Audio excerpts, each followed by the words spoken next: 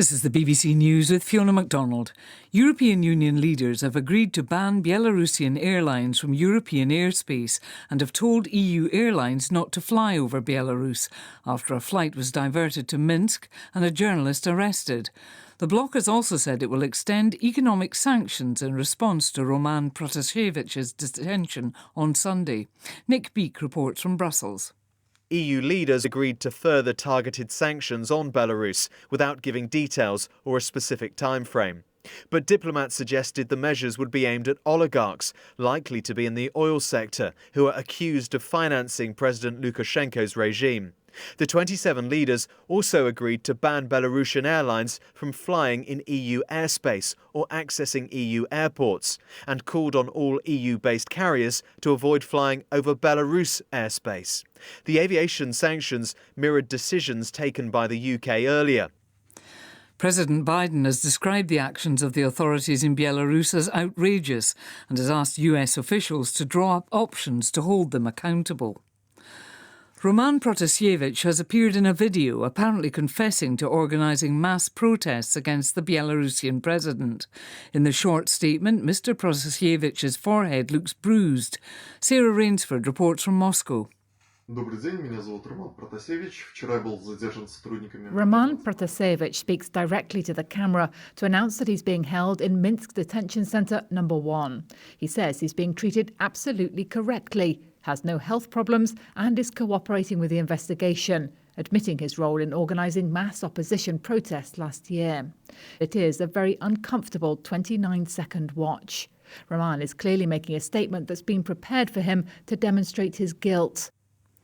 There are reports from Mali that the transitional President Ban Dao and the Prime Minister Mokhtar Ouane have been driven by soldiers to a military camp near the capital Bamako. There are fears another coup is taking place. It follows a government reshuffle in which two senior army officers who took part in last year's coup were replaced. Our Africa regional editor Will Ross has the details. The cabinet reshuffle clearly went too far for some senior military figures who decided to take things into their own hands. Once again, Mali is looking unstable just 9 months after the military coup that saw Ibrahim Boubacar Keïta removed from office. Many Malians had welcomed his departure, but there's anger at the dominance of the military in the transitional government and the slow pace of promised reforms. US Olympic officials say they're confident their athletes will be able to take part safely in the Tokyo Games, despite US government advice not to travel to Japan because of the coronavirus. The Japanese government is trying to control a surge in COVID infections. BBC News. Peru's armed forces say that members of the Shining Path rebel group have killed at least 14 people in an attack in the central province of Junín, where remnants of the group are known to operate alongside drug traffickers. The attackers left leaflets next to their victims' bodies, urging people to boycott next month's presidential election, or at least not to vote for the right-wing candidate Keiko Fujimori. The fugitive Italian mafia boss Rocco Morabito has been arrested in Brazil. He's one of the leaders of the Ndrangheta, the Calabrian mafia, and was involved in major drug trafficking operations from South America to Europe. Our America's editor, Leonardo Rocha, reports. Morabito, who's in his 50s, has been on the run since the mid-1990s. He lived for many years in Uruguay and was arrested there 2 years ago, but managed to escape from jail after allegedly bribing prison officials. Morabito, who was known as the Cocaine King of Milan, was arrested in the seaside city of João Pessoa in the northeast of Brazil.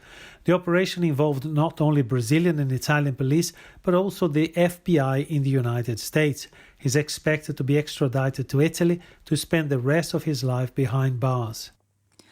A migrant from Guinea who was brutally assaulted earlier this month and faced deportation from Italy has killed himself in detention. Moswa Balde's lawyer said he had been in solitary confinement and was found dead on Sunday morning. The 23-year-old had an application for asylum turned down.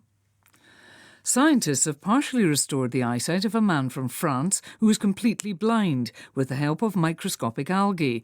The new gene therapy, called optogenetics, is based on the proteins the algae use to swim towards light. These proteins were added to the man's retina. Wearing special goggles, he was able to make out the stripes on a pedestrian crossing. BBC News.